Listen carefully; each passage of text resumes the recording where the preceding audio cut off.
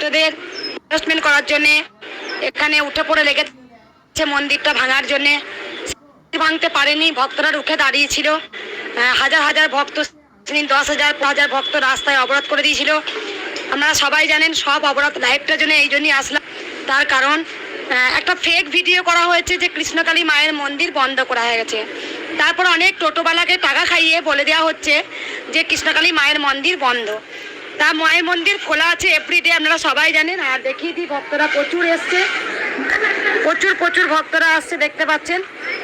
আচ্ছা, ভক্তদের হ্যারাসমেন্ট করা হচ্ছে এখানে, যাতে ভক্তরা না আসে যাতে, সেই জন্যই ভক্তদেরকে মানে এমনভাবে করছে যাতে এখানে প্রচুর বাস জানেন, 25টা-20টা করে বাস আসে। সেই বাসের একটা ভিডিও করে ছেড়ে দেওয়া হয়েছে যে কৃষ্ণকালী মায়ের মন্দির বন্ধ হয়ে গেছে। আমি লাইভ করে বলে দিচ্ছি, পুরো কৃষ্ণকালী মায়ের মন্দির বন্ধ হয়নি। আমি সকালেও একটা লাইভ করেছি, দেখেছেন। প্রচুর ভক্ত আসে এখানে। দেখুন, এখনো কাতারে কাতারে ভক্ত আসছে, দেখতে পাচ্ছেন।